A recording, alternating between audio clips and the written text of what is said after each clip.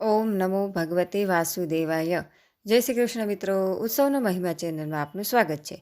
મહર્ષિ વેદવ્યાસ રચિત શ્રીમદ ભાગવત મહાપુરાણ સ્કંધ 3 અધ્યાય 13 વરાહ અવતારની કથા.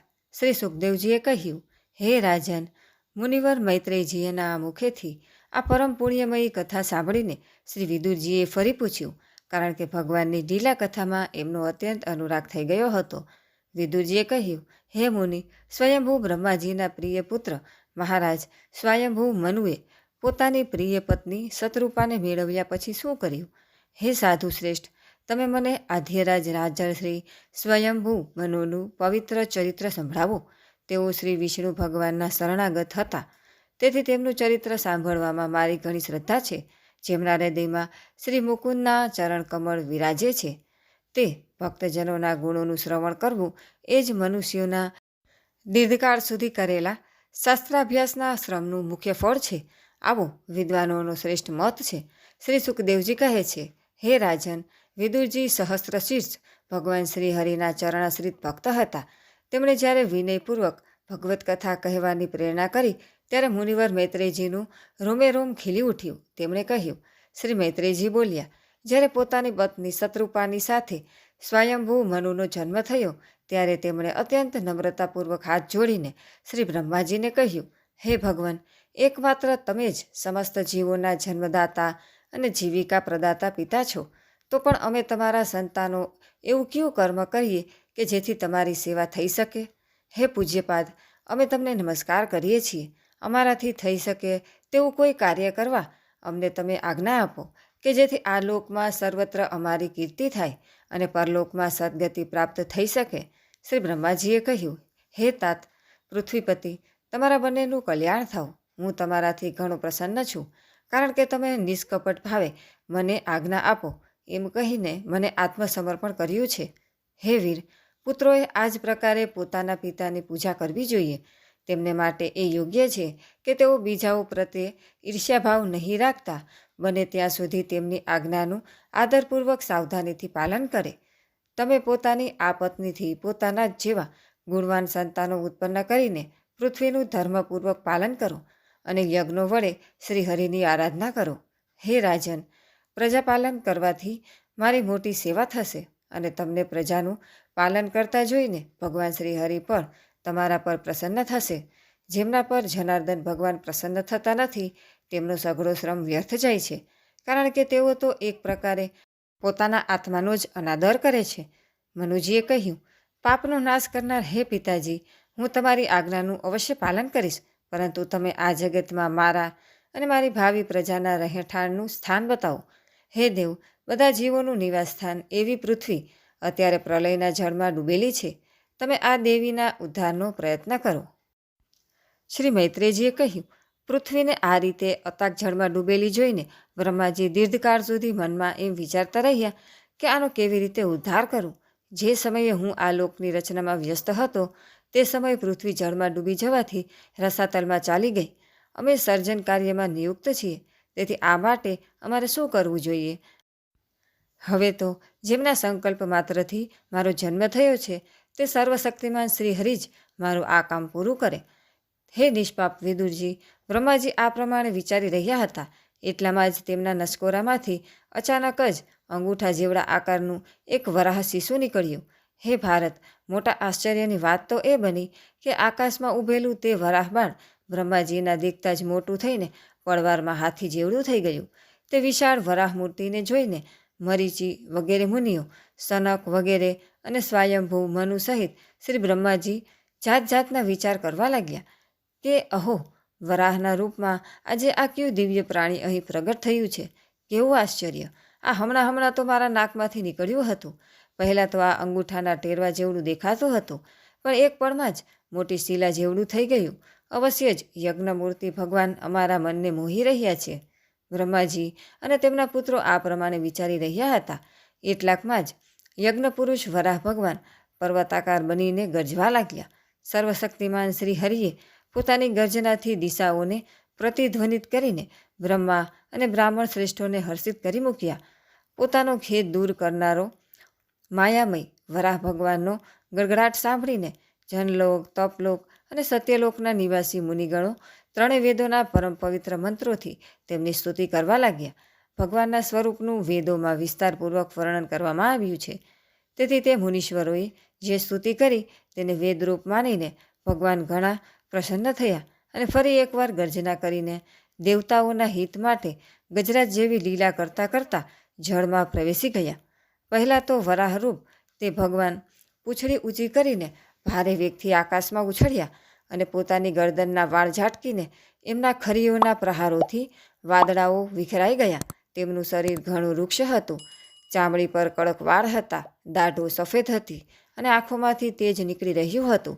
તે સમયે તેઓ ઘણા શોભાયમાન હતા. ભગવાન સ્વયં યજ્ઞ પુરુષ છે, તેમ છતાં વરાહરૂપ ધારણ કરવાને કારણે પોતાના નાકથી સૂંઘી સૂંઘીને પૃથ્વીની ભાળ મેળવી રહ્યા હતા. તેમની દાઢો ઘણી બિહામણો હતી.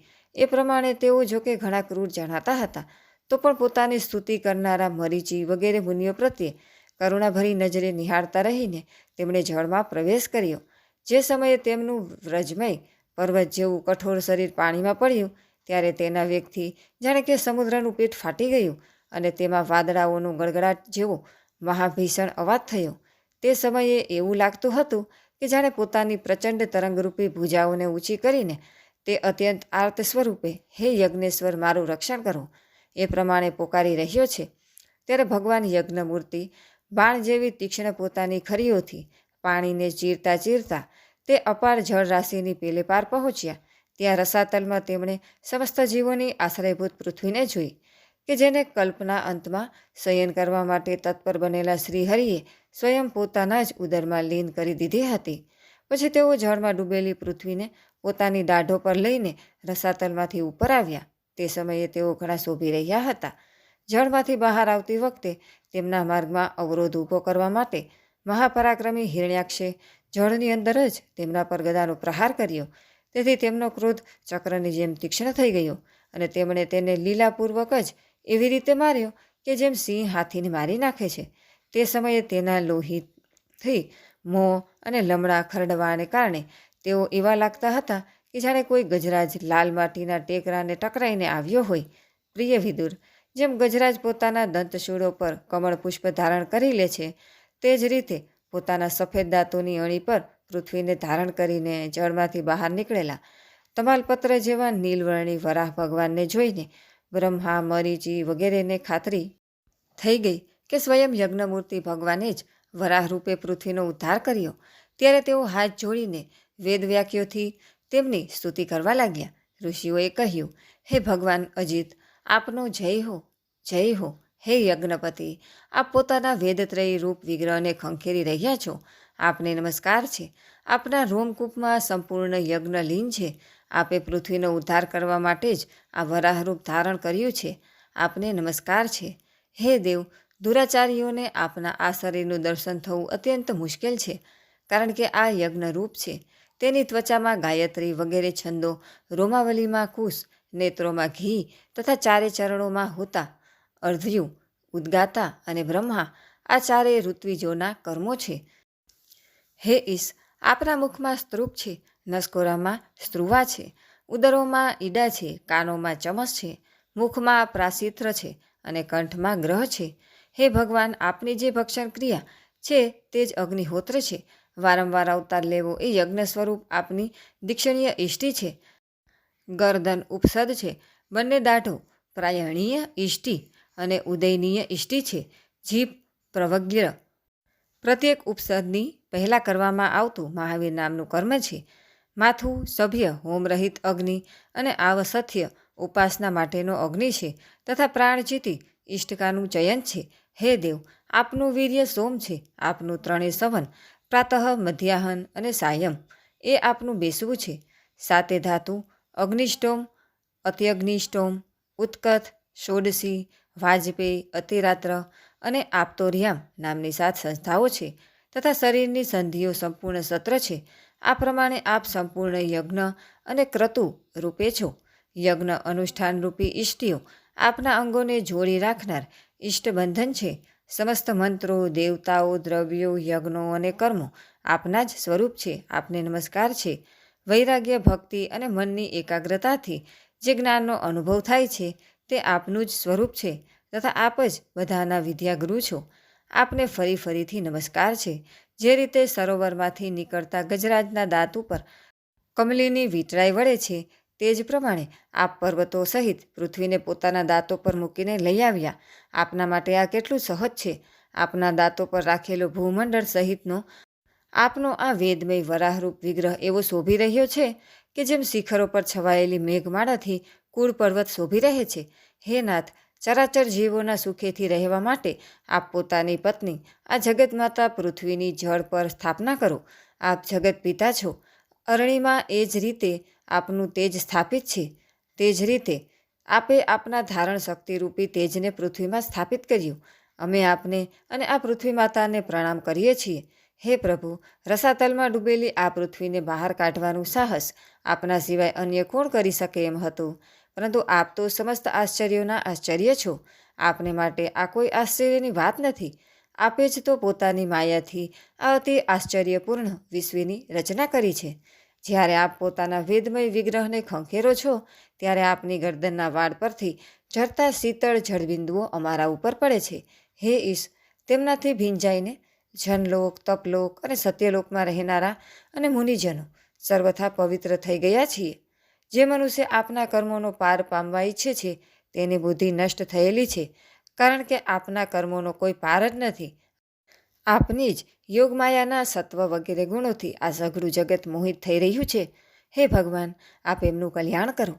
શ્રી મૈત્રેયજી કહે છે, હે વિદુરજી, તે બ્રહ્મવાદી મુનિઓ વડે આ પ્રમાણે સ્તુતિ કરાયાથી સર્વનું રક્ષણ કરનારા વરાહ ભગવાને પોતાની ખરીઓથી જળને ખંભાવી દઈને તેના પર પૃથ્વીનું સ્થાપન કરી દીધું. આ પ્રમાણે રસાતલમાંથી લીલાપૂર્વક બહાર લવાયેલી પૃથ્વીને જળ પર મૂકીને તે વિશ્વકસેન પ્રજાપતિ ભગવાન શ્રી હરિ અંતર્ધ્યાન થઈ ગયા. હે વિદુરજી, ભગવાનનું લીલાપૂર્ણ ચરિત્ર અત્યંત કીર્તનીય છે અને તેમનામાં પરોવાયેલી બુદ્ધિ તમામ પ્રકારના પાપો અને તાપોને દૂર કરી દે છે. જે મનુષ્ય તેમની આ મંગલમયી મંજુલ કથા ભક્તિભાવપૂર્વક સાંભળે છે, તેના પર ભક્તવત્સલ ભગવાન અંતઃકરણથી અતિશીઘ્ર પ્રસન્ન થઈ જાય છે. ભગવાન તો બધી જ કામનાઓ પૂરી કરવામાં સમર્થ છે. તેમના પ્રસન્ન થયા પછી સંસારમાં શું દુર્લભ હોય? પણ તે તુચ્છ કામનાઓની જરૂર શી છે? જે લોકો અનન્ય ભાવે તેમની ભક્તિ કરે છે, તેમને તો તે અંતર્યામી પરમાત્મા સ્વયં પોતાનું પરમપદ જ આપી દે છે. અરે, સંસારમાં પશુઓને બાદ કરતા પોતાના પુરુષાર્થનો સાર જાણનારો એવો કયો મનુષ્ય હશે કે જે આવાગમનમાંથી મુક્તિ અપાવનારી ભગવાનની પ્રાચીન કથાઓમાંથી કોઈ પણ અમૃતમયી કથાનું પોતાના કાનોથી એકવાર પાન કર્યા પછી તેમાંથી મનને વાળી શકે? ઇતિ શ્રીમદ્ ભગવતે મહાપુરાણે પારમહંસ્યા સંહિતાયા તૃતીય સ્કંધે વરાહા પ્રાદુર્ભાવનું વર્ણને ત્રયોદશો અધ્યાય. ત્રીજા સ્કંધ અંતર્ગત વરાહ પ્રાદુર્ભાવ અનુવર્ણન માનો 13મો અધ્યાય સમાપ્ત. બોલો કૃષ્ણ કનૈયા લાલ કી જય. અધ્યાય 14મો. દિતિનું ગર્ભધારણ. શ્રી સુખદેવજી કહે છે, હે રાજન, પ્રયોજનપૂર્વક વરાહ બનેલા શ્રી હરિની કથા મૈત્રેયજીના મુખેથી સાંભળ્યા પછી પણ ભક્તિ વ્રતધારી વિદુરજીને પૂર્ણ તૃપ્તિ થઈ નહીં. તેથી તેમણે હાથ જોડીને ફરીથી પૂછ્યું. વિદુરજીએ કહ્યું, હે મુનિશ્રેષ્ઠ, અમે હમણાં જ આપના મુખેથી એ વાત સાંભળી કે આદિદૈત્ય હિરણ્યાક્ષને યજ્ઞમૂર્તિ ભગવાને જ માર્યો હતો. હે બ્રહ્મન, જે સમયે ભગવાન લીલાપૂર્વક જ પોતાની દાઢો પર રાખીને પૃથ્વીને જળમાંથી બહાર કાઢી રહ્યા હતા, તે સમયે તેમની સાથે દૈત્યરાજ હિરણ્યાક્ષનું યુદ્ધ શા કારણે થયું? શ્રી મૈત્રેયજીએ કહ્યું, વિદુરજી, તમારો પ્રશ્ન ઘણો સુંદર છે, કારણ કે તમે શ્રીહરિની અવતાર કથા વિશે જ પૂછી રહ્યા છો કે જે કથા મનુષ્યોના મૃત્યુપાસને કાપી નાખનારી છે. જુઓ, ઉત્તાનપાદનો પુત્ર ધ્રુવ બાળપણમાં શ્રી નારદજીએ સંભળાવેલી શ્રી હરિકથાના પ્રભાવે જ મૃત્યુના માથે પગ મૂકીને ભગવાનના પરમપદ પર આરૂઢ થઈ ગયો હતો. અગાઉના સમયે એકવાર વારાહ ભગવાન અને હિરણ્યાક્ષના આ જ યુદ્ધ વિશે દેવતાઓના પૂછવાથી દેવદેવ શ્રી બ્રહ્માજીએ તેમને આ ઇતિહાસ સંભળાવ્યો હતો અને એ જ પરંપરાથી મેં એ સાંભળ્યો છે. વિદુરજી, એકવાર દક્ષકન્યા દિતિએ પુત્ર પ્રાપ્તિની ઈચ્છાથી કામાતુર થઈને સંધ્યાકાળે જ પોતાના પતિ મરીચિસૂત કશ્યપજીને પ્રાર્થના કરી. તે સમયે કશ્યપજી ખીરની આહુતિઓ વડે અગ્નિજીહ્ય ભગવાન યજ્ઞપતિની આરાધના કરીને સૂર્યાસ્ત વેળા થયેલી સમજીને અગ્નિશાળામાં ધ્યાનસ્થ બનીને બેઠા હતા. દિતિએ કહ્યું, હે વિદ્વન, જેમ મદમસ્ત હાથી કેળના વૃક્ષને મસળી નાખે છે, તે જ રીતે આ પ્રસિદ્ધ ધનુર્ધારી કામદેવ મુજ અબળા પર બળ દાખવીને તમારે માટે મને બેચેન કરી રહ્યો છે. પોતાની પુત્રોવાળી શોકીઓની સુખ સમૃદ્ધિ જોઈને હું ઈર્ષ્યાની આગથી બળી રહી છું. તેથી તમે મારા પર કૃપા કરો, તમારું કલ્યાણ થાઓ. જેમના ગર્ભથી તમારા જેવા પતિ પુત્ર રૂપે જન્મે છે, તે સ્ત્રીઓ જ પોતાના પતિઓથી સન્માનિત થયેલી મનાય છે. તેમનું સુયશ સંસારમાં સર્વત્ર પ્રસરી જાય છે. અમારા પિતા દક્ષ પ્રજાપતિનો પોતાની પુત્રીઓ પર ઘણો સ્નેહ હતો. એકવાર તેમણે અમને બધીને અલગ અલગ બોલાવીને પૂછ્યું કે તમે કોને પોતાના પતિ બનાવવા ઈચ્છો છો. તેઓ પોતાના સંતાનોની બધી રીતે ચિંતા સેવતા હતા. તેથી અમારો ભાવ જાણીને તેમણે તે પૈકીને અમને 13 પુત્રીઓને તમારી સાથે પરણાવી, કે જે બધી જ તમારા ગુણ સ્વભાવને અનુરૂપ હતી. તેથી હે મંગલમૂર્તિ, કમલલોચન, તમે મારી ઈચ્છા પૂરી કરો, કારણ કે હે મહત્તમ, તમારા જેવા મહાપુરુષોની પાસે દિનજનોનું આવવું નિષ્ફળ થતું નથી.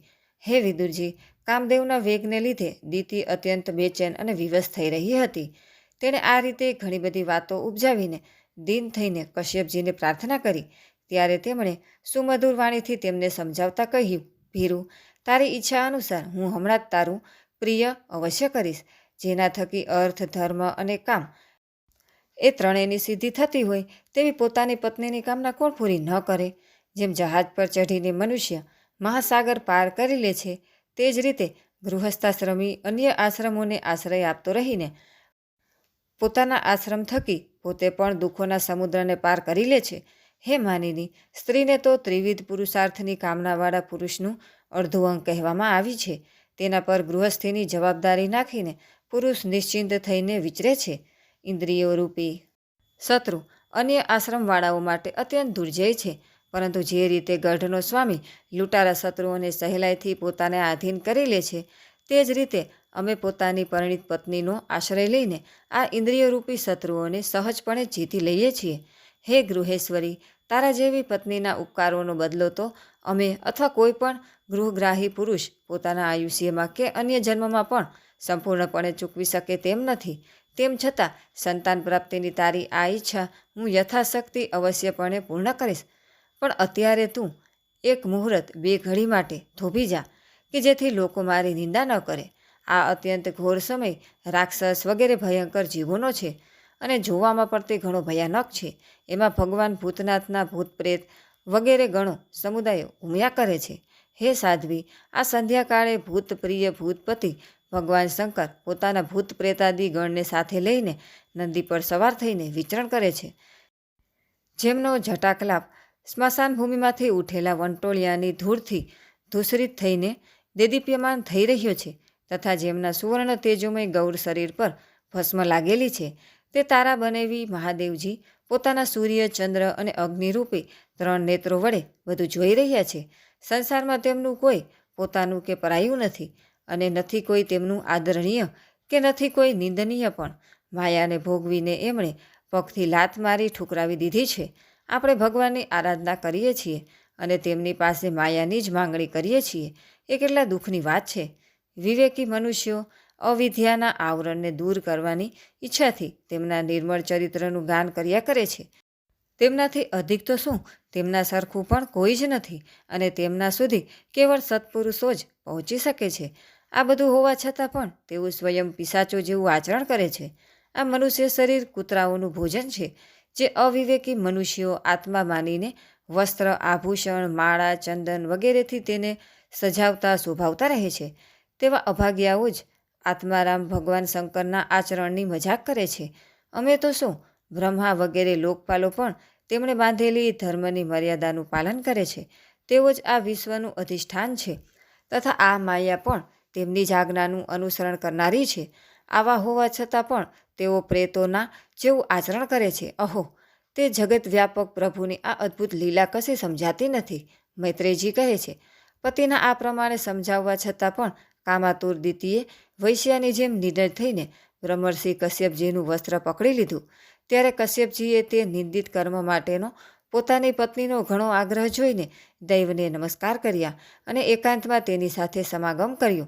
પછી જળમાં સ્નાન કરીને પ્રાણ અને વાણીનો સંયમ કરીને વિશુદ્ધ જ્યોતિર્મય સનાતન બ્રહ્મનું ધ્યાન કરતા રહીને તેનો જપ કરવા લાગ્યા.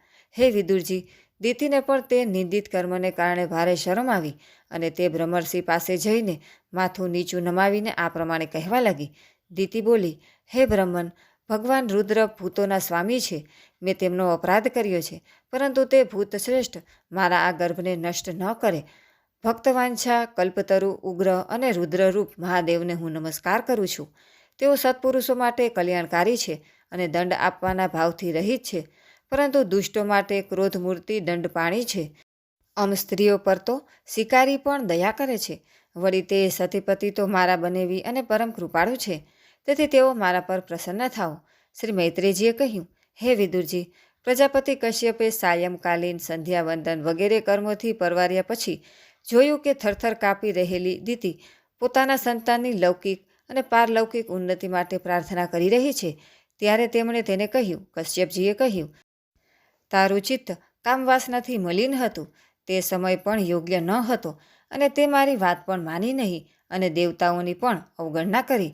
હે અમંગલમયી ચંડી, તારી કુખે ઘણા જ અમંગલમય અને અધમ 2 પુત્રો જન્મશે. તેઓ સમસ્ત લોકોને અને લોકપાલોને પોતાના અત્યાચારોથી વારંવાર રડાવશે. જ્યારે તેમના હાથે ઘણા બધા નિરપરાધ અને લાચાર પ્રાણીઓ માર્યા જવા લાગશે, સ્ત્રીઓ પર અત્યાચાર થવા લાગશે અને મહાત્માઓને ક્ષુબ્ધ કરતા રહેવામાં આવશે, ત્યારે સમસ્ત લોકોનું રક્ષણ કરનારા શ્રી જગદીશ્વર કોપિત થઈને અવતાર લેશે અને જેમ ઇન્દ્ર પર્વતોનું દમન કરે છે તે જ રીતે તેમનો વધ કરશે. દિતિએ કહ્યું, પ્રભુ, હું પણ એવું જ ઈચ્છું છું કે જો મારા પુત્રોનો વધ થાય તો તે સાક્ષાત ચક્રપાણી ભગવાનના હાથે જ થાય. કોપિત બ્રાહ્મણોના શાપ વગેરેથી ન થાય. જે જીવ બ્રાહ્મણોના શાપથી દાઝેલો અથવા પ્રાણીઓને ભય આપનારો હોય છે તે કોઈ પણ યોનિમાં જાય. તેના પર નારકીય જીવો પણ દયા કરતા નથી. કશ્યપજીએ કહ્યું, હે દેવી, તે પોતાના કરેલા કર્મ પર શોક અને પશ્ચાતાપ પ્રગટ કર્યો છે અને તરત જ ઉચિત અનુચિતનો ખ્યાલ પણ આવી ગયો, તથા ભગવાન વિષ્ણુ, શિવ અને મારા પ્રત્યે પણ તારો ઘણો આદર જણાઈ આવે છે.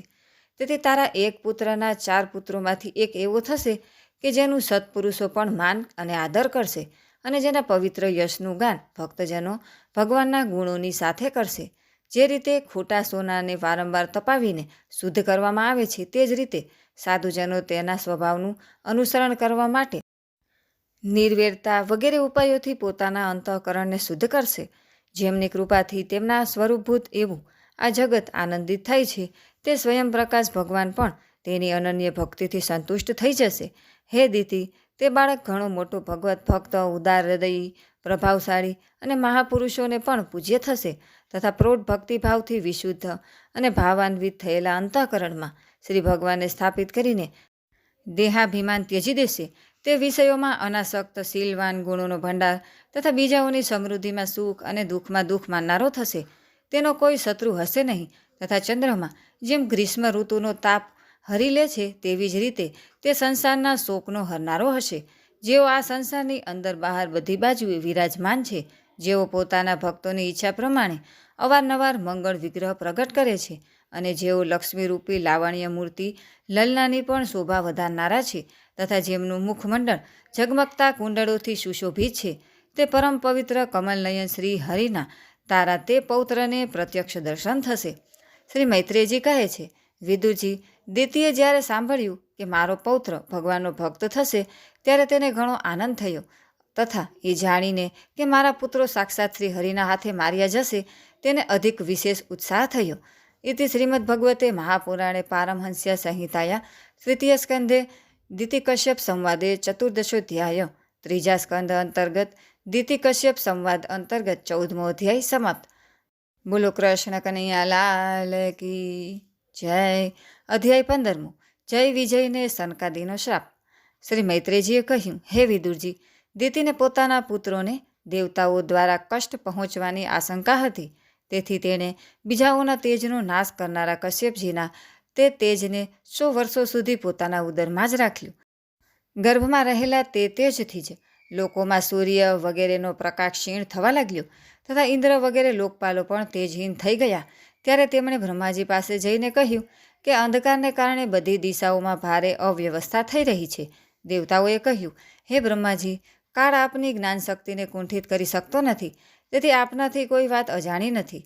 આપ આ અંધકાર વિશે પણ જાણતા જ હશો. અમે તો તેનાથી ઘણા જ ભયભીત થઈ રહ્યા છીએ.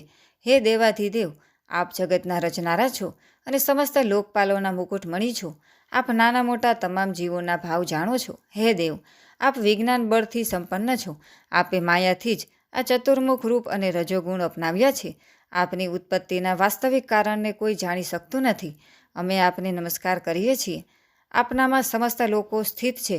કાર્યકારણ રૂપી સઘળો પ્રપંચ આપનું શરીર છે, પરંતુ વાસ્તવમાં આપ તેનાથી પર છો. જેઓ સમસ્ત જીવોના ઉત્પત્તિ સ્થાન એવા આપનું અનન્ય ભાવે ધ્યાન ધરે છે, તે સિદ્ધ યોગીઓનો કોઈ પણ પ્રકારે હાસ થતો નથી, કારણ કે તેઓ આપના કૃપા કટાક્ષથી કૃતકૃત્ય થઈ જાય છે તથા પ્રાણ, ઇન્દ્રિયો અને મનને જીતી લેવાને કારણે તેમનો યોગ પણ પરિપક્વ થઈ જાય છે. દોરડાથી બંધાયેલા બળદોની જેમ આપની વેદવાણીથી જકડાયેલી સઘળી પ્રજા આપની આધીનતામાં નિયમ અનુસાર કર્મોનું અધિષ્ઠાન કરીને આપને બલિ સમર્પિત કરે છે. આપ સૌના નિયંતા મુખ્ય પ્રાણ છો. અમે આપને નમસ્કાર કરીએ છીએ. હે ભૂમા, આ અંધકારને કારણે દિવસ રાતનું વિભાજન અસ્પષ્ટ થઈ જવાથી લોકો ભુવનોના તમામ કર્મ લુપ્ત થતા જઈ રહ્યા છે, જેનાથી તેઓ દુઃખી થઈ રહ્યા છે. તેમનું કલ્યાણ કરો અને શરણાગતો પ્રત્યે પોતાની અપાર કૃપા દ્રષ્ટિથી નિહાળો. હે દેવ, આગ જે રીતે બળતણમાં પડીને વધતી રહે છે, તે જ રીતે કશ્યપજીના વીર્યથી સ્થાપિત થયેલો દિતિનો આ ગર્ભ બધી દિશાઓને અંધકારમય કરતો રહીને ક્રમશઃ વધી રહ્યો છે. શ્રી મૈત્રેયજીએ કહ્યું, હે મહાબાહુ, દેવતાઓની પ્રાર્થના સાંભળીને ભગવાન બ્રહ્માજી હસ્યા અને પોતાની મધુર વાણીથી તેમને આનંદિત કરતા કહેવા લાગ્યા. શ્રી બ્રહ્માજીએ કહ્યું, હે દેવતાઓ, તમારા પૂર્વજો સનક વગેરે મારા માનસ પુત્રો લોકોની આસક્તિ ત્યજીને સમસ્ત લોકોમાં આકાશ માર્ગે વિચરણ કરતા હતા. એકવાર તેઓ ભગવાન વિષ્ણુના શુદ્ધ સત્વમય બધા લોકોના શિરોભાગમાં રહેલા વૈકુંઠ ધામમાં જઈ પહોંચ્યા. ત્યાં બધા જ લોકો વિષ્ણુરૂપ થઈને રહે છે અને તે પ્રાપ્ત પણ તેમને જ થાય છે કે જેઓ અન્ય તમામ પ્રકારની કામનાઓને છોડીને કેવળ ભગવાનના ચરણોના શરણની પ્રાપ્તિ માટે જ પોતાના ધર્મ થકી તેમની આરાધના કરે છે. ત્યાં વેદાંત પ્રતિપાદ્ય ધર્મમૂર્તિ શ્રી આદિનારાયણ ભગવાન, અમે જે તેમના ભક્તો છીએ, તેમને આપવા માટે શુદ્ધ સત્વમય સ્વરૂપ ધારણ કરીને હર હંમેશ વિરાજમાન રહે છે. તે લોકોમાં નૈશ્રેયસ નામનું એક વન છે, જે સાક્ષાત કેવલ્ય ધામ જેવું જ જણાઈ આવે છે. તે તમામ પ્રકારની કામનાઓને પૂરી કરનારા વૃક્ષોથી સુશોભિત છે કે જેઓ સ્વયં હર હંમેશ 6 ઋતુઓની શોભાથી સંપન્ન રહે છે. ત્યાં વિમાનચારી ગંધર્વગણ પોતાની પ્રિયાઓની સાથે પોતાના પ્રભુની પવિત્ર લીલાઓનું ગાન કરતા રહે છે કે જે લીલાઓ લોકોના સમસ્ત પાપપુંજને ભસ્મ કરી દેનારી છે. તે સમયે સરોવરમાં ખીલેલી મકરંદપૂર્ણ વાસંતિક માધવી લતાની સુમધુર ગંધ તેમના ચિત્તને પોતાના પ્રત્યે ખેંચવા ઈચ્છે છે, પરંતુ તેઓ તેના પ્રત્યે ધ્યાન જ આપતા નથી, બલકે તે ગંધને ઉડાડી લાવનારા વાયુને તેમની એકાગ્રતાનો ભંગ કરનાર જાણી તેના પ્રત્યે અણગમો વ્યક્ત કરે છે. તે વનમાં કબૂતર, કોયલ, સારસ, ચક્રવાત, બપૈયો, હંસ, પોપટ, તેતર અને મોર આ બધાનો ખૂબ કલરવ થાય છે. ત્યારે લાગે છે કે તે બધા હરિકથાનું ગાન કરી રહ્યા છે. જ્યારે આ બધાનો કોલાહલ થોડીવાર માટે બંધ થઈ જાય છે, ત્યારે ભ્રમરરાજ ઊંચા સ્વરે ગુંજારવ કરવા માંડે છે, જાણે તે ભગવાનની હરિકથાનું ગાન કરે છે, અને બધા પક્ષીઓ મૌન થઈને લવલીન થઈને હરિકથા સાંભળે છે.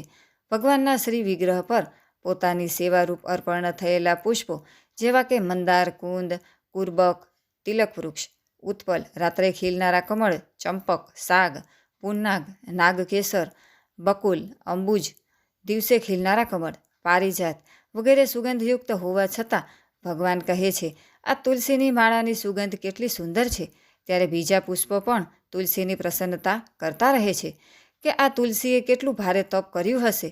તે લોક વૈદુર્ય, મરકતમણી અને સુવર્ણના વિમાનોથી ભરેલો છે. આ બધા કોઈ કર્મફળથી નહીં, બલકે એકમાત્ર શ્રી હરિના ચરણકમળોની વંદના કરવાથી જ પ્રાપ્ત થાય છે. આવા ભગવત ભક્તો કે જેમનું ચિત્ત શ્રી કૃષ્ણમય બની ગયું છે, તેમના મનમાં સુંદર સ્ત્રીઓ પણ પોતાના મંદ સ્મિતથી અને મનોહર હાસ પરિહાસથી કામ વિકાર ઉત્પન્ન કરી શકતી નથી. પરમ સૌંદર્યશાળી લક્ષ્મીજી કે જેમની કૃપા મેળવવા માટે દેવતાઓ પણ પ્રયત્નશીલ રહે છે. તેઓ શ્રીહરિના ભવનમાં ચંચળતારૂપી દોષનો ત્યાગ કરીને રહે છે. પોતાના ચરણકમળોના નૂપુરનો ઝાંઝાર કરતા તેઓ જ્યારે પોતાના લીલા કમળ ઘુમાવે છે ત્યારે તે કનક ભવનની સ્ફટિકમય દિવાલોમાં તેમનું પ્રતિબિંબ પડવાથી એવું જણાઈ આવે છે કે જાણે તેઓ તેમને વાળી રહ્યા હોય. હે પ્રિય દેવતાઓ, દાસીઓને સાથે લઈને જ્યારે લક્ષ્મીજી પોતાના ક્રીડાવનમાં તુલસીદલ વડે ભગવાનનું પૂજન કરે છે ત્યારે ત્યાંના નિર્મળ જળથી ભરેલા સરોવરોમાં કે જેમના ઘાટ પરવાળાના બનેલા છે તેમનામાં પોતાની સુંદર અલકાવલી અને ઊંચી નાસિકાથી સુશોભિત મુખારવિંદ જોઈને ભગવાનનું સ્મરણ થાય છે કે ભગવાને મને કેટલો પ્રેમ આપ્યો છે. આવું સ્મરણ થતાં તેઓ પોતાને ભાગ્યશાળી અને કૃતકૃત્ય માને છે. જે મનુષ્યો ભગવાનની પાપોનું અપહરણ કરનારી લીલા કથાઓને છોડીને બુદ્ધિને નષ્ટ કરનારી અર્થકામ સંબંધિત અન્ય નિંદિત કથાઓ સાંભળે છે તેઓ તે વૈકુંઠ લોકમાં જઈ શકતા નથી. અરે રે, એ કેટલા દુઃખની વાત છે કે તે સારહીન વાતો સાંભળે છે ત્યારે એ તેમના પુણ્યોનો નાશ કરીને તેમને આશ્રય વિહોણા ઘોર નરકોમાં નાખી દે છે. આ મનુષ્ય યોનિ મળે એવી પ્રાર્થના કરીએ છીએ તો પણ અમને પ્રાપ્ત થતી નથી. જેમાં તત્વજ્ઞાન અને ધર્મ બંનેની પ્રાપ્તિ થઈ શકે છે એવું દુર્લભ મનુષ્ય શરીર પામીને પણ જે મનુષ્યો ભગવાનની આરાધના કરતા નથી તેઓ વાસ્તવમાં તેમની સર્વત્ર ફેલાયેલી માયાથી જ મોહિત છે. આ મોટા દુઃખની વાત છે. દેવાધિદેવ શ્રીહરિનું નિરંતર ચિંતન કરતા રહેવાને કારણે જેમનાથી યમરાજ દૂર રહે છે, પરસ્પર પ્રભુના સુયશની ચર્ચા ચાલતી રહેવાથી જેમના નેત્રોમાંથી અનુરાગજન્ય વિહવળતાવશ અવિરત અશ્રુધારા વહેવા લાગે છે તથા શરીરમાં રોમાંચ થઈ આવે છે અને જેમના જેવા શીલ સ્વભાવની આપણે પણ ચાહના કરીએ છીએ તેવા પરમ ભાગવતો જ આપણા લોકોની ઉપરના તે વૈકુંઠ ધામમાં જાય છે. જે સમયે સનકાદી મુનિઓ વિશ્વગુરુ શ્રી હરિના નિવાસ સ્થાનમાં સમસ્ત લોકોના વંદનીય અને શ્રેષ્ઠ દેવતાઓના વિચિત્ર વિમાનોથી વિભૂષિત તે પરમ દિવ્ય અને અદ્ભુત વૈકુંઠ ધામમાં પોતાના યોગ બળથી પહોંચ્યા ત્યારે તેમને ઘણો જ આનંદ થયો. ભગવાનના દર્શનની લાલસાથી અન્ય દર્શનીય સામગ્રીની ઉપેક્ષા કરતા રહીને જ્યારે તેઓ વૈકુંઠ ધામના જ 6 ઉંબરા પાર કરીને 7મા પર પહોંચ્યા ત્યારે ત્યાં તેમના હાથમાં ગદા લઈને ઊભેલા 2 સરખી ઉંમરના દેવશ્રેષ્ઠો દેખાયા કે જેઓ બાજુબંધ, કુંડળ, મુગટ વગેરે અનેક અમૂલ્ય આભૂષણોથી અલંકૃત હતા. તેમની 4 સામળી ભુજાઓની વચ્ચે મત મધુકરોથી ગુંજતી વનમાળા સુશોભિત હતી તથા વાંકી ભ્રુકુટી, ફળફળતા નસકોરા અને લાલ આંખોને કારણે તેમના ચહેરા પર કંઈક ક્રોધના લક્ષણ દેખાયા. એમના આ રીતે જોતા રહેવા છતાં પણ તે મુનિઓ તેમની સાથે કશી જ પૂછપરછ કર્યા વિના જેવી રીતે સુવર્ણ અને વ્રજના દરવાજાઓવાળા પહેલાં 6 ઉંબરા ઓળંગીને આવ્યા હતા તેવી જ રીતે આ દરવાજામાં પણ ઘૂસી ગયા. તેમની દ્રષ્ટિ તો સર્વત્ર સમાન હતી અને તેઓ નિઃશંક થઈને કશી રોકટોક વિના સર્વત્ર વિચરતા હતા. તે 4 કુમારો પૂર્ણ તત્વજ્ઞ હતા તથા બ્રહ્માની સૃષ્ટિમાં ઉંમરમાં સૌથી મોટા હોવા છતાં પણ જોવામાં તો 5 વર્ષના બાળકો જેવા જણાતા હતા અને દિગંબર રહેતા હતા. તેમને આ રીતે નિસંકોચપણે અંદર જતા જોઈને તે દ્વારપાળોએ ભગવાનના શીલ સ્વભાવથી વિપરીત સનકાદીના તેજની મજાક ઉડાવતા તેમને નેતરની સોટીથી રોકી લીધા. જોકે તેઓ આવા દુર્વ્યવહારને પાત્ર ન હતા. જ્યારે તે દ્વારપાળોએ વૈકુંઠવાસી દેવતાઓની નજર સામે અત્યંત પૂજનીય એવા તે કુમારોને આ રીતે રોક્યા ત્યારે પોતાના પ્રિયતમ પ્રભુના દર્શનમાં વિઘ્ન પડવાને કારણે તેમના નેત્રો ઓચિંતા થોડાક ક્રોધને લીધે લાલ થઈ ઉઠ્યા અને તેઓ આ પ્રમાણે કહેવા લાગ્યા. મુનિઓએ કહ્યું, અરે દ્વારપાળો, જે લોકો ભગવાનની ઉચ્ચ સેવાના પ્રભાવથી આ લોક પામીને અહીં નિવાસ કરે છે તેઓ તો ભગવાન જેવા જ સમદર્શી હોય છે. તમે બંને પણ તેઓમાંના જ છો, છતાં તમારા સ્વભાવમાં આવી વિષમતા કેમ છે? ભગવાનનો પરમ શાંત સ્વભાવ છે, તેમનો કોઈની સાથે વિરોધ પણ નથી. તો પછી અહીં એવું કોણ છે કે જેના પર શંકા કરી શકાય? તમે સ્વયં કુટિલ છો, તેથી જ પોતાના જ જેવા બીજાઓ છે એવી શંકા કરો છો. ભગવાનના ઉદરમાં આ સઘળું બ્રહ્માંડ રહેલું છે. તેથી અહીં રહેનારા જ્ઞાનીજનો શરૂઆતમાં હરિથી પોતાનો કોઈ તફાવત જોતા નથી, બલકે મહાકાશમાં ઘટાકાશની જેમ તેમનામાં પોતાનો અંતર્ભાવ જુએ છે. તમે તો દેવરૂપ ધારી છો, તેમ છતાં પણ તમને એવું શું દેખાય છે કે જેનાથી તમે ભગવાનની સાથે કશાક ભેદભાવને કારણે થનારા ભયની કલ્પના કરી લીધી? તમે છો તો તે ભગવાન વૈકુંઠનાથના પાર્ષદો, પરંતુ તમારી બુદ્ધિ ઘણી જ મંદ છે. તેથી જ તમને શુદ્ધ કરવાનો અમે વિચાર કરી રહ્યા છીએ. તમે પોતાની ભેદ બુદ્ધિના દોષને લીધે આ વૈકુંઠ લોકમાંથી નીકળીને તે પાપમયી યોનિઓમાં જાઓ કે જ્યાં કામ, ક્રોધ અને લોભ પ્રાણીઓના આ 3 શત્રુઓ નિવાસ કરે છે. સનકાદીના આ કઠોર વચનો સાંભળીને અને બ્રાહ્મણોનો શાપ કોઈ પણ પ્રકારના શસ્ત્ર સમૂહથી નિવારણ પાત્ર નથી એમ જાણીને શ્રી હરિના તે બંને પાર્ષદો અત્યંત દીનભાવે તેમના ચરણ પકડીને પૃથ્વી પર આરોટવા લાગ્યા. તેઓ જાણતા હતા કે તેમના સ્વામી શ્રી હરિ પણ બ્રાહ્મણોથી ઘણા જ ડરે છે. પછી તેમણે અત્યંત આતુર થઈને કહ્યું, હે ભગવાન, અમે અવશ્ય અપરાધી છીએ, તેથી તમે અમને જે દંડ આપ્યો છે તે યોગ્ય જ છે અને તે અમને મળવો જ જોઈએ. અમે આપની અવગણના કરી છે તે આપના દંડથી પૂર્ણ રૂપે ધોવાઈ જશે. અમારી આપને એક વિનંતી છે કે આપ આપના કરુણાંશથી એટલી કૃપા કરો કે અધમમાં અધમ યોનિઓમાં જવા છતાં પણ ભગવત સ્મરણને નષ્ટ કરનારો મોહ અમને પ્રાપ્ત ન થાય.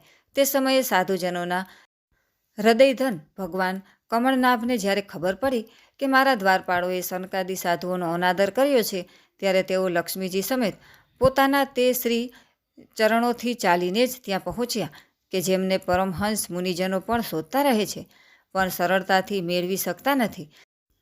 સનકાદિકોએ જોયું કે તેમની સમાધિના વિષયભૂત શ્રી વૈકુંઠનાથ સ્વયં તેમને નેત્રગોચર થઈને પધાર્યા છે. તેમની સાથે જ પાર્ષદો છત્રચામર વગેરે લઈને ચાલી રહ્યા છે તથા પ્રભુની બંને બાજુએ રાજહંસની પાંખો જેવા 2 શ્વેત ચામર ઢોળાઈ રહ્યા છે. તેમના શીતળ વાયુથી તેમના શ્વેત છત્રને લગાડેલી મોતીઓની ઝાલર ઝૂલતી રહીને એવી શોભી રહી છે કે જાણે ચંદ્રમાના કિરણોમાંથી અમૃતના બિંદુ ઝરી રહ્યા હોય. પ્રભુ સમસ્ત સદ્ગુણોના આશ્રય છે. તેમની સૌમ્ય મુખ મુદ્રા જોઈને જણાતું હતું કે જાણે તેઓ બધા પર અવિરત કૃપા સુધાનો વરસાદ વરસાવી રહ્યા છે. પોતાની સ્નેહભર દ્રષ્ટિથી તેઓ ભક્તોના હૃદયને સ્પર્શી રહ્યા હતા તથા તેમના સુવિશાળ સામણા વક્ષ સ્થળ પર સુવર્ણ રેખા રૂપે સાક્ષાત લક્ષ્મીજી વિરાજમાન હતા. એવી પોતાની તે શોભાથી જાણે તેઓ સમસ્ત દિવ્ય લોકોના ચૂડામણી વૈકુંઠ ધામને સુશોભિત કરી રહ્યા હતા. એવા ભગવાનને તેમણે જોયા. પીતાંબરથી મંડિત તેમના વિશાળ કટી પ્રદેશ પર ઝગમગતો કંદોરો અને ગળામાં ભ્રમરોથી મુખરિત ગુંજતી વનમાળા વિરાજી રહી હતી તથા તેઓ કાંડાઓ પર સુંદર કંકળ પહેરેલો પોતાનો એક હાથ ગરુડજીની કાંધ પર મૂકીને બીજા હાથ વડે લીલા કમળને ઘુમાવી રહ્યા હતા. તેમની અણમોલ ગાલ વીજળીની આભાને પણ તિરસ્કૃત કરનારા મકરાકૃતિવાળા કુંડળોની શોભા વધારી રહ્યા હતા. ઉન્નત નાસિકા હતી, ઘણું સુંદર મુખ હતું, માથા પર મણિમય મુગટ વિરાજમાન હતો તથા ચારે ભુજાઓની વચ્ચે મહામૂલ્યવાન મનોહર હારની અને ગળામાં કૌસ્તુભ મણિની અપૂર્વ શોભા હતી. એવા ભગવાનને તેમણે જોયા. ભગવાનનો શ્રી વિગ્રહ ઘણો જ સૌંદર્યશાળી હતો. તેને જોઈને ભક્તોના મનમાં એવી કલ્પના થતી હતી કે તેની આગળ લક્ષ્મીજીના સૌંદર્યનો ઘમંડ પણ ગળી ગયો છે. બ્રહ્માજી કહે છે, દેવતાઓ, આ પ્રમાણે મારા મહાદેવજીના અને તમારા માટે પરમ સુંદર વિગ્રહ ધારણ કરનારા શ્રી હરિને જોઈને સનક વગેરે મુનીશ્વરોએ નતમસ્તક થઈ તેમને પ્રણામ કર્યા. તે સમયે તેમની અદ્ભુત છબી નિહાળતા નિહાળતા તેમના નેત્રો તૃપ્ત થતા ન હતા. સનકાદી મુનીશ્વરો નિરંતર બ્રહ્માનંદમાં નિમગ્ન રહેતા હતા, પરંતુ જ્યારે ભગવાન કમલનયનના ચરણ કમળોના મકરંદ સાથે મળેલી તુલસીની મંજરીની ગંધથી સુવાસિત વાયુ નાસિકા દ્વારા તેમના અંતઃકરણમાં પ્રવેશ્યો, ત્યારે તેઓ ભક્તિવિહ્વળ થઈને પોતાના શરીરને સંભાળી ન શક્યા. ભગવાનનું મુખ નીલકમળ જેવું હતું. અતિ સુંદર અધરથી અને કુંદકડી જેવા મનોહર સ્મિતથી તેમની શોભા અધિક વૃદ્ધિ પામેલી હતી. તેનું દર્શન કરીને તેઓ કૃત્ય થઈ ગયા અને પછી પદ્મરાગ જેવા લાલ લાલ નખોથી શોભતા તેમના ચરણકમળ જોઈને તેઓ તેમનું જ ધ્યાન ધરવા લાગ્યા. આ પ્રમાણે ભગવાનના મુખની છબીને જુએ છે તો તેમના ચરણકમળો પરથી દ્રષ્ટિ હટી જાય છે અને ચરણકમળોની શોભાને જુએ છે તો મુખકમળનું ધ્યાન છૂટી જાય છે. તેથી અંતઃકરણમાં બંનેનું ધ્યાન ધરવા લાગ્યા. મોક્ષ ઈચ્છનારા યોગીઓ જેને યોગ માર્ગ દ્વારા પ્રાપ્ત કરવા શોધ્યા કરે છે તથા ભક્તો જે સ્વરૂપનું આદરપૂર્વક ધ્યાન ધરે છે તેવા નેત્રોને લોભાવનારા અને અન્ય કોઈ પણ સાધનથી પ્રાપ્ત ન થનારા, સ્વાભાવિક રીતે અષ્ટસિદ્ધિયુક્ત પોતાના શ્રી વિગ્રહને દેખાડનારા ભગવાનની સનકાદી મુનિઓ સ્તુતિ કરે છે. સનકાદી મુનિઓએ કહ્યું, અમારા પિતા બ્રહ્માજી જે આપનાથી જ ઉત્પન્ન થયા છે, તેમણે અમને એકાંતમાં આપના રહસ્યનું જ્યારે વર્ણન કર્યું હતું તે જ વખતે અમારા કર્ણછિદ્રો દ્વારા આપ અમારા હૃદયમાં આવીને બેસી ગયા હતા. હે અનંત, તે જ સ્વરૂપને આજે અમે અમારા નેત્રો દ્વારા પ્રત્યક્ષ જોઈ રહ્યા છીએ. આપ અંતર્યામી રૂપે સર્વ લોકોના હૃદયમાં રહેલા હોવા છતાં અજ્ઞાનીઓ આપને જોઈ શકતા નથી. હે ભગવાન, સાક્ષાત પરમાત્મ તત્વ આપ જ છો એવું અમે જાણીએ છીએ. અત્યારે આપ આપના વિશુદ્ધ સત્વમય વિગ્રહથી આ ભક્તોને આનંદિત કરી રહ્યા છો. આપની કૃપાથી પ્રાપ્ત થયેલ દ્રઢ ભક્તિયોગ દ્વારા જેમની અહંકાર વૃત્તિ ક્ષીણ થઈ ગઈ છે એવા વૈરાગી મુનિઓ જ આપના તત્વને પોતાના હૃદયમાં જાણે છે. હે પ્રભુ, આપની સુકીર્તિ અત્યંત કીર્તનીય છે અને તે સાંસારિક દુઃખોનું નિવારણ કરનારી છે. આપના ચરણોના શરણમાં રહેનારા જે મહાભાગ્યશાળીઓ આપની કથાઓના રસિક છે તેઓ આપની આત્યંતિક કૃપા સ્વરૂપ મોક્ષપદને પણ કંઈ અધિક ગણતા નથી. તો પછી સ્વર્ગ તેમના માટે કઈ મોટી વાત છે, જ્યાં હંમેશા પતનનો ભય રહેલો છે. જ્યારે ભગવાનની કૃપા તો જન્મ મરણરૂપી આવાગમનનો જ અંત કરી દે છે. હે ભગવાન, જો આપનું ચિત્ત ભમરાની જેમ આપના ચરણકમળોમાં જ રમણ કરતું રહે, અમારી વાણી તુલસીની જેમ આપના ચરણોના સંબંધથી જ સુશોભિત થાય અને અમારા કાન આપની સુકીર્તિની સુધાથી પરિપૂર્ણ રહે, તો અમારા પોતાના પાપોને કારણે ભલેને અમારો જન્મ નરક વગેરે યોનિઓમાં થાય, એની અમને કોઈ ચિંતા નથી. હે વિપુલ કીર્તિ પ્રભુ, આપે અમારી સમક્ષ આજે મનોહર રૂપ પ્રગટ કર્યું છે, તેનાથી અમારી આંખોને ઘણું સુખ મળ્યું છે. વિષયાસક્ત અજિતેન્દ્રિય મનુષ્ય માટે આપના આ રૂપનું દર્શન થવું અત્યંત મુશ્કેલ છે. આપ સાક્ષાત ભગવાન છો અને આ રીતે સ્પષ્ટપણે અમારી આંખો સામે પ્રગટ થયા છો. અમે આપને પ્રણામ કરીએ છીએ. ઇતિ શ્રીમદ્ ભગવતે મહાપુરાણે પારમહંસ્યા સંહિતાયા દ્વિતીય સ્કંધે જય વિજયો સનકાદિશાપો નામ પદ્મદશોધ્યાય ત્રીજા સ્કંધ અંતર્ગત જય વિજયને સનકાદિનો શ્રાપ નામનો 15મો અધ્યાય સમાપ્ત. બોલો કૃષ્ણ કનૈયા લાલ કી જય.